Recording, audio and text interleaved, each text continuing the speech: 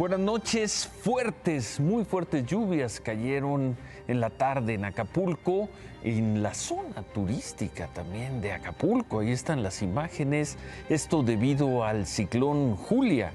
Hay zonas donde el agua alcanzó hasta el metro de altura. Se reportan deslizamientos de rocas, caídas de árboles. La costera, la emblemática costera Miguel Alemán, quedó pues prácticamente inundada desde la glorieta de la Diana hasta el Parque Papagayo, el viejo, el clásico Acapulco.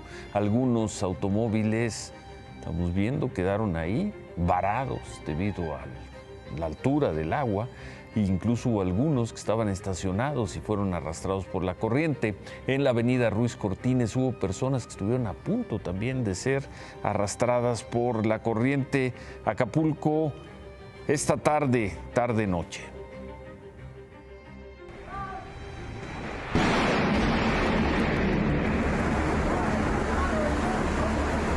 Esta es una colonia normal. Miren.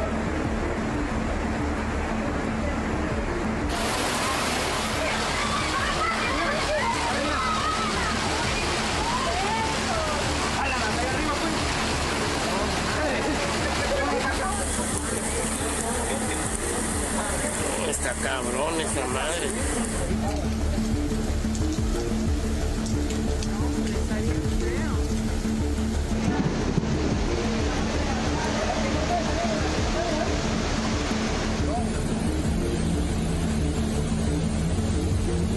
Mira, el pinche carro está flotando.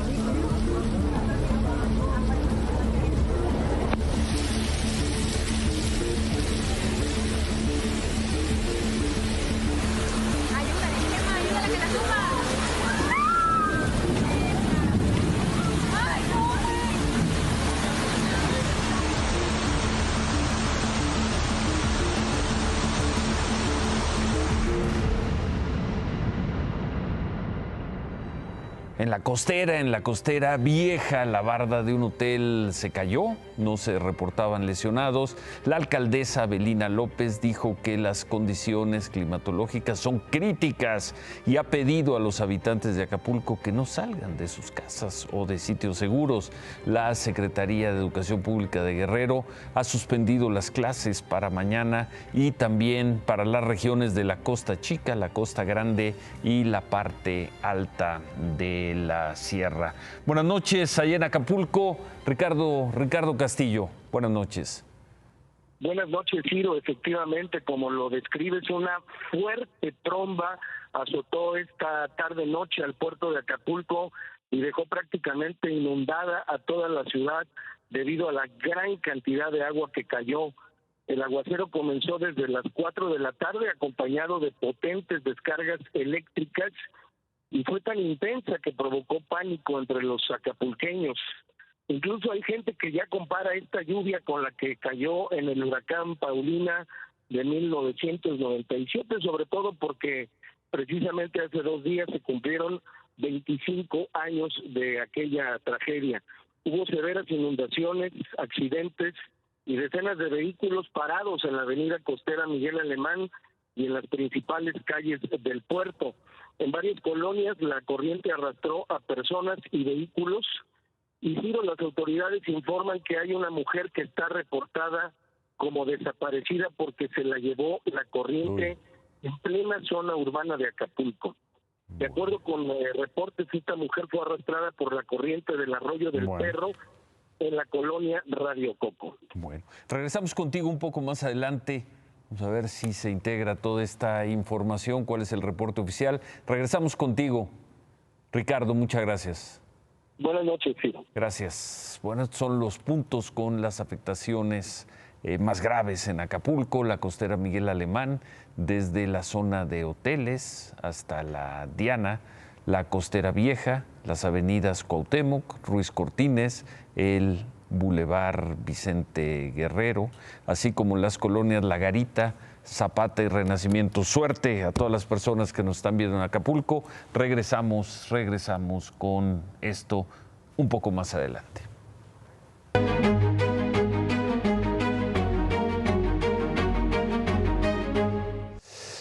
Bueno, Bueno, día de movimiento político en la Ciudad de México. Temprano el presidente López Obrador le dijo esto a la oposición. Pero ¿saben cuántos candidatos hay del bloque conservador? Estaba yo contando ayer, 38. ¿Cómo le van a hacer? Una recomendación, que empiecen ya a resolver quién va a ser el candidato. Eso no es un asunto fácil, para que dejen de estar haciendo el ridículo. Dejen de estar haciendo el ridículo, les dijo hoy desde Palacio Nacional el presidente López Obrador a los opositores, y dice el presidente que tienen 38 candidatos y que mañana va a dar a conocer la lista, a ver qué es lo que presenta. Bueno, eso temprano.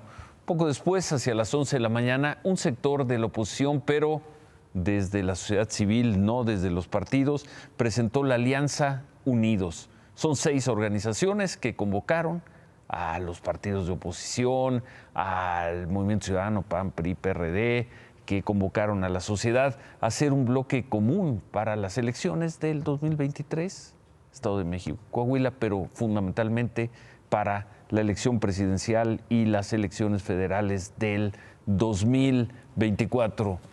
Y lo anunciaron así.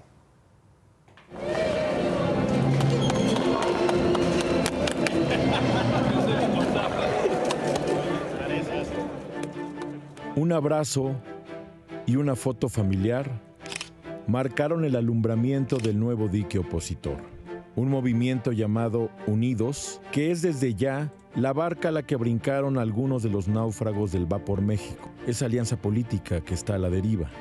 6 organizaciones de la sociedad civil crearon esta plataforma para hacerle la guerra a Morena en las elecciones presidenciales de 2024. En su lista de tareas están las que calificaron de urgentes, que son defender al Instituto Nacional Electoral de cualquier reforma retrógrada, y las importantes, lograr un candidato único de oposición. Para enfrentar y derrotar al actual gobierno y tener el triunfo en 2024.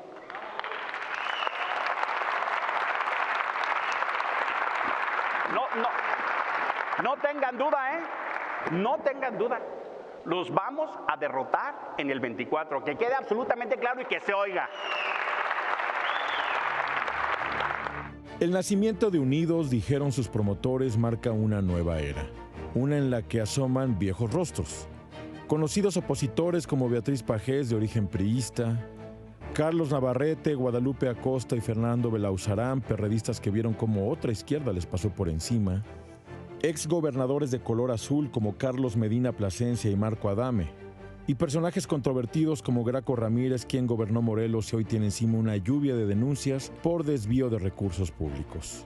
Al frente, 2 consistentes detractores de la Cuarta Transformación, Claudio X González y Gustavo de Hoyos, a quien se le hace ver que las caras, los personajes, son los de siempre. Y las nuevas adhesiones. Yo veo aquí cientos de organizaciones, desde luego que los que estuvimos ayer estamos hoy, pero me parece que el llamado de hoy es para que todos se unan. Aquí hay 6 organizaciones convocantes, el llamado se dijo claro, está abierto a cualquiera.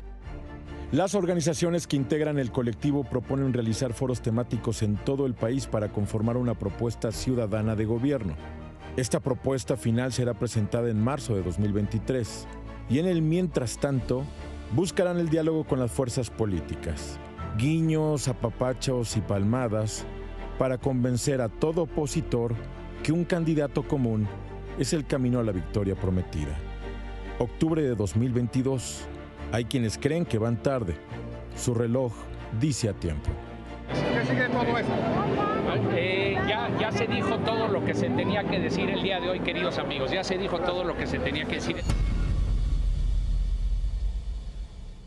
En la mañana se dijo, nos dijeron que iban a estar intelectuales muy respetados, connotados, pero pues no llegaron al evento. Y la nueva cara de esta oposición, y aquí es una pregunta que se dice que es un llamado desde organizaciones de la sociedad, y aparecen figuras políticas pues de hace muchos años, Graco Ramírez, Carlos Navarrete, Carlos Medina Plasencia, por citar algunos. Es el llamado a un nuevo movimiento opositor. Veremos qué suerte tiene este grupo, este movimiento Unidos, dado a conocer hoy en la Ciudad de México. Por cierto, el presidente López Obrador dijo, hoy también el presidente López Obrador dijo que antes de que llegaran al poder, el país estaba en decadencia y al borde de un estallido social. Y aseguró que de no haber ganado las elecciones del 2018, el país estaría hundido. Con esa seguridad, con esa rotundidad, les habla hoy el presidente López Obrador, quien, por cierto, hoy habló también sobre el sistema de salud en el país e hizo este compromiso. En noviembre del año pasado había dicho que ya se daba la orden de terminar con el problema de desabasto de medicamentos. De eso hace 11 meses. Hoy dijo esto. El compromiso es que el año próximo tengamos un sistema de salud como lo merece nuestro pueblo. El año próximo será el quinto año, el penúltimo año de este gobierno, un gobierno que prometió en su campaña darle al país un sistema de salud como el del primer mundo. Hoy el presidente dice, para el próximo año tendremos un sistema de salud de altura. El director del Seguro Social, Zoe Robledo, presentó hoy una nueva convocatoria para médicos especialistas porque no llegan los médicos especialistas. Es una convocatoria que va dirigida también a médicos internacionales interesados en venir a trabajar a México, porque los médicos mexicanos no quieren trabajar en el servicio público de salud. Los extranjeros deberán cumplir con, desde luego, pasaporte, la vigencia de sus títulos profesionales, dominar el español, cartas profesionales, en fin. Con esta convocatoria se busca cubrir las 749 vacantes que los médicos mexicanos no quieren tomar.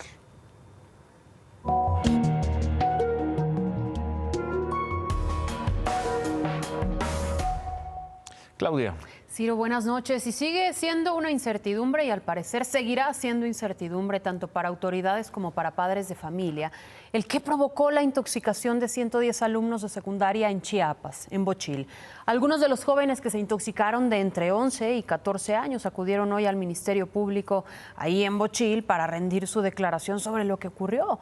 Ya habían recibido atención médica previa y fueron dados de alta el fin de semana, pero hoy, mientras esperaban en el Ministerio Público, fueron 13 por lo menos los jóvenes que se volvieron a sentir mal y otra vez tuvieron que ser trasladados al hospital. La situación acá se está volviendo un poco caótica porque algunos niños, ya vamos contabilizando alrededor de 10 niños, pues están convulsionando, desmayándose nuevamente. Están a la espera de que los manden a llamar el agente del Ministerio Público y posiblemente se están estresando o no sabemos, pero la realidad es que se están convulsionando. Ya vinieron varias patrullas, ya se llevaron a varios niños. Aquí está la menor de edad, está con su mamá.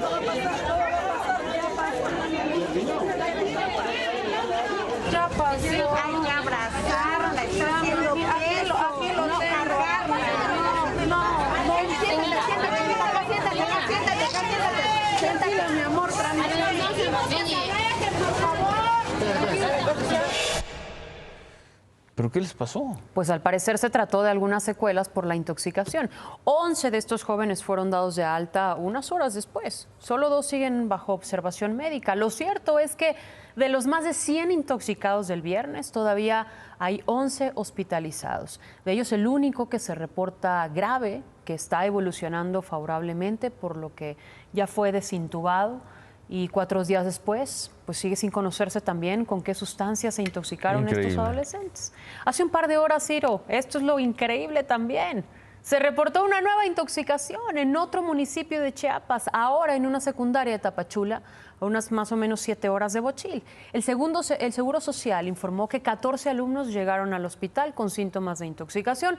Todos se reportan estables, están bajo vigilancia médica, pero nuevamente Esta escuela tuvo que ser acordonada por personal de la Fiscalía Estatal.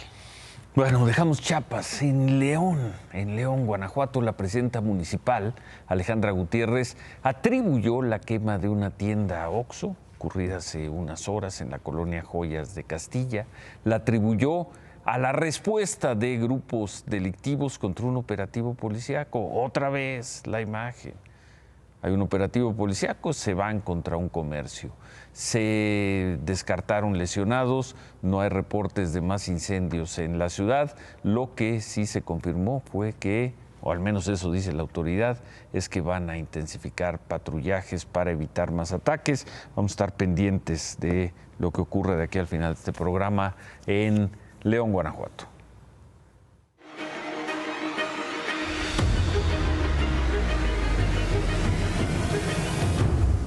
En los muchos documentos, miles de documentos hackeados a la Secretaría de Defensa Nacional, el reportero Humberto Payet encontró cómo el gobierno mexicano, que tanto critica el programa Rápido y Furioso, aquel proyecto de la primera década de este siglo de colaboración con México y Estados Unidos, bueno, hoy los documentos prueban que el gobierno mexicano sigue solicitando apoyo a Estados Unidos para rastrear armas. Entre gobiernos para meter armas con sensores que supuestamente iban a servir para detectar quiénes usaban esas armas de la delincuencia organizada y así iban a detenerlos. Y resultó pues que yo creo que todavía no terminaban de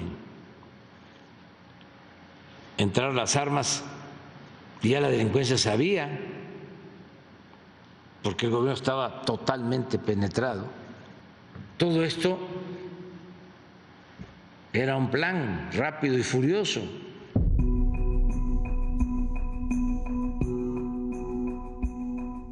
Aunque el presidente Andrés Manuel López Obrador repruebe públicamente la relación de administraciones anteriores con las agencias de seguridad estadounidenses, su gobierno depende de esas mismas relaciones para entender qué ocurre con las armas que incauta a la delincuencia.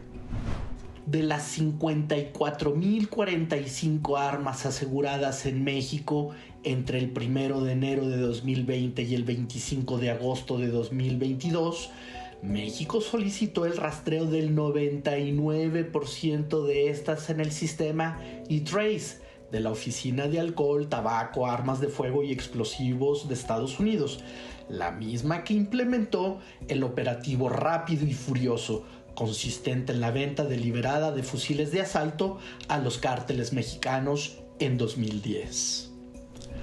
Lo anterior queda explicado en el documento Monitoreo de Cifras Estratégicas, Trazabilidad de Armas, elaborado por la Fiscalía General de la República y enviado a la Secretaría de la Defensa Nacional, de donde fue hurtado por la organización hacktivista Guacamaya. De las 53.545 armas cuyos datos fueron introducidos a este portal del gobierno de Estados Unidos por funcionarios del gobierno mexicano, se puede establecer que Texas es el mayor estado en que se efectúan ventas múltiples de armas, es decir, en las que una misma persona compra 2 o más a un mismo distribuidor en un mismo día. El principal vendedor legal de armas al menudeo detectado por el gobierno mexicano gracias a los datos estadounidenses es Academy Sports, cuya sucursal en McAllen fue visitada por Imagen Noticias. La tienda de pesca, caza y deportes ha vaciado sus vitrinas y estantes físicos, pero no por la presión de las acusaciones mexicanas, sino por la presión consecuente de los tiroteos en escuelas y espacios públicos, y ya no venden un solo fusil semiautomático.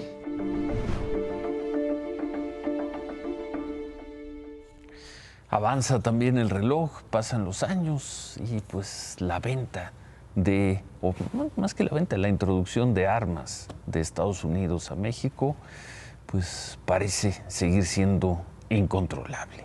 Con 483 votos a favor y una abstención, el Pleno de la Cámara de Diputados aprobó una reforma para que los dineros, los recursos abandonados en los bancos sean destinados para la seguridad pública. Este dinero, según cálculos que se hicieron ahí en Cámara de Diputados, podría superar los 10,000 millones de pesos. Dinero de particulares, de decomisos del crimen al crimen organizado. Más o menos la mitad de este dinero sería para la Federación, en especial para la Guardia Nacional. Una cuarta parte iría a los municipios y un 30% a los estados. Esta reforma fue enviada al Senado para su discusión. Y en la mañana hubo una reacción de los policías, reaccionó la Policía Estatal de Guerrero. Antimotines desalojaron a padres de familia que se manifestaban en la autopista del Sol, esto a la altura del parador del Marqués, que es donde se suelen dar los bloqueos. Los padres bloquearon por completo la autopista para exigir que se contraten maestros en una escuela de la comunidad de Mexcalcingo, esto en Chilapa. El bloqueo duró 1 hora, llegó la policía, llegaron los policías antimotines y en menos de 5 minutos, sin violencia, resolvieron el problema. Están enfocando a madres de familia, padres de familia, los policías antimotines.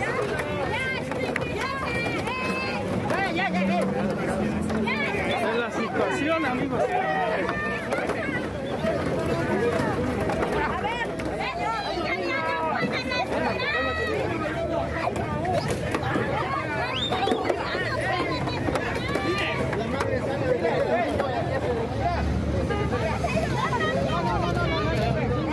Compañeros, por el carro. Que haya chance, por eso. ¡Traemos niños! ¡Entiendan que hay niños de por medio!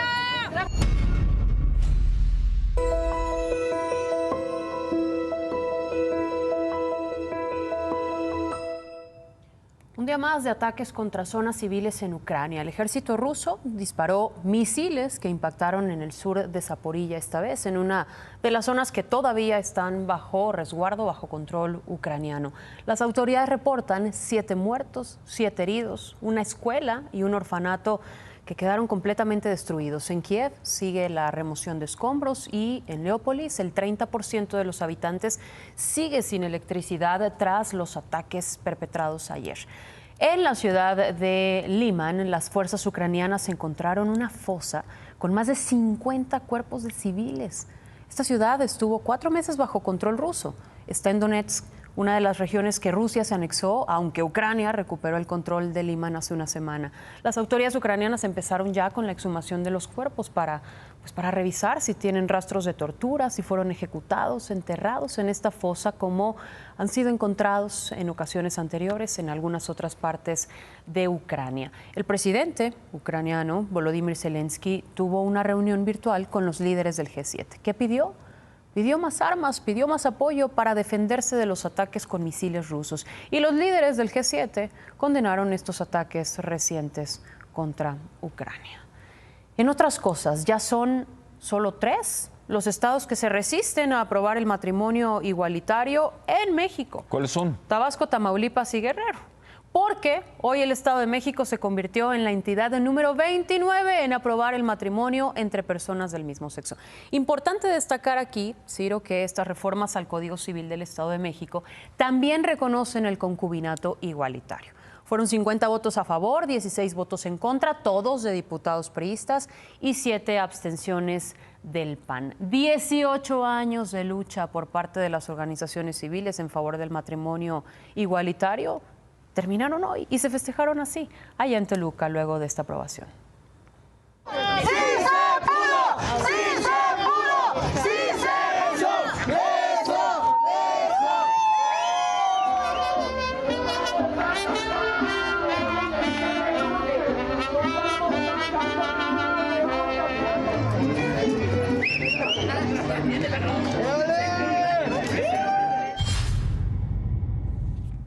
...29 de 32 estados reconocen legalmente el matrimonio igualitario, vamos a llamarlo así. ¿Cuánto tiempo más? ¿Qué son? ¿Tabasco, Tamaulipas y Guerrero, dijiste? ¿Cuánto tiempo más van a seguir quedándose al margen. Los tabasqueños, los guerrerenses y los tamaulipecos. ¿Cuánto tiempo más? Pues esperemos que no tanto, porque ya son 3 de 32. Pero nada más. Y hoy el Estado de México dio definitivamente un gran paso. Hoy también, por cierto, con 69 votos a favor, 2 en contra y 16 abstenciones, el Senado aprobó la prohibición y penas de cárcel a quien aplique las llamadas terapias de reorientación sexual, las terapias conocidas como de conversión. Para evitar que sus hijos, familiares, hermanos, sean homosexuales. ¿Eso sigue funcionando en México, transexuales? Sí. Por lo menos hoy, por lo visto en el Senado, sí, Ciro. Ya es delito. Gracias, Claudia. No me puedo ir, Ciro. Por lo menos no sin antes destacar los premios Ariel que fueron esta noche. Bueno, sigue la transmisión en vivo y pues se entregó lo más destacado del cine mexicano como cada año. Lo que más destacaron fueron los mensajes de condena a la violencia de género, a los feminicidios, a la desaparición de personas y a los derechos de las mujeres indígenas. Qué gusto, de regreso los Arieles. Faltará ver la mejor película. Gracias. Gracias a ti, Ciro. La comentamos. Gracias. Mañana la comentamos. Gracias, Claudia. Hace unos momentos el Ayuntamiento de Acapulco informó que las lluvias durísimas provocaron hasta el momento pues caídas de árboles, de bardas, de eslaves. No han reportado, y qué bueno, víctimas. Las autoridades le advierten a la población que seguirá lloviendo y que va a llover en las próximas horas, y repiten, la gente que no tenga que salir o no esté en lugares seguros, que se cuide, y le piden a la población que se vayan, se alejen de las zonas propensas a inundaciones. La Policía Municipal, los trabajadores de Protección Civil están haciendo su tarea. Suerte allá a los amigos, a los muchos amigos de Acapulco.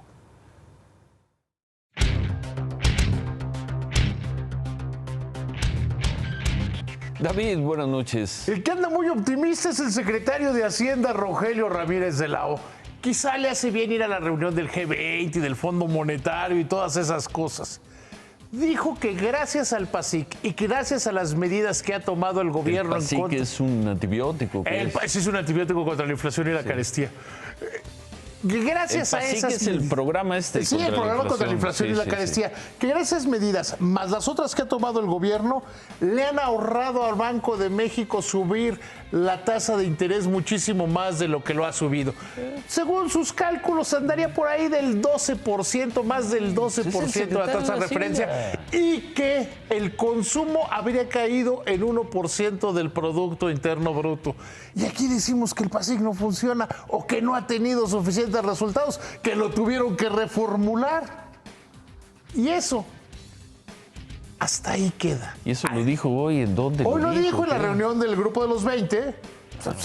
Se reúnen en esta época del año el Fondo Monetario Internacional, el Banco Mundial, el Grupo de los 20, y se puso muy optimista. Pues la noticia es que estaba demasiado optimista. ¿Y por qué te pone de malas que haya dicho a mí me eso? pone de... Nada más que no es cierto o no es comprobable.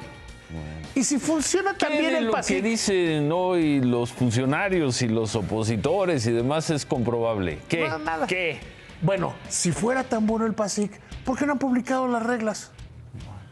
No se puede aplicar este pacto contra la inflación y la carestía porque no tiene reglas de operación. No se han dado a conocer si es tan bueno, que les hable Rogelio Ramírez de la O desde Washington y les diga: oiga, secretario de Economía, pues ya llegó, ya está ahí, póngase a trabajar. Se tienen que que le hablan a Augusto, que todos están a gusto con Augusto, ¿cómo es? Sí. Bueno, que le diga, pues ya publiquen las reglas de operación, porque hoy la iniciativa privada está esperando que se publiquen las reglas de operación y si a ver otros que se suma al PASIC. Remátala, David. Una buena y mala para los trabajadores de Interjet que hace 2 años no tienen operaciones. Ganaron que o les devuelven su fuente de trabajo o les devuelven el dinero. ¿Todavía habrá dinero para los trabajadores de Interjet? Pues ojalá. Javier. Sido amigos, retumba en sus centros el Guadalajara. Se va Ricardo Peláez. ¿Qué tan responsable? ¿A dónde va el Guadalajara? ¿Cómo están las Chivas? ¿Está la selección nacional? Regresamos con ese análisis. Morena tiene 3 candidatos presidenciales fuertes para el 2024. La oposición no tiene a ninguno de ese tonelaje y ya solo faltan 20 meses. Hoy, arropados por organizaciones de la sociedad civil, la oposición se organizó un evento pues, que no pareció conmover ni a los presentes. Y solo faltan 20 meses. Los opositores lanzaron hoy otro disparo al aire, otro tiro al vacío. ¿Cuántas municiones les quedan? ¿Y cuánto tiempo creen que les resta? ¿Cuánto? Se quedan con qué importa. Gracias, buenas noches, ánimo.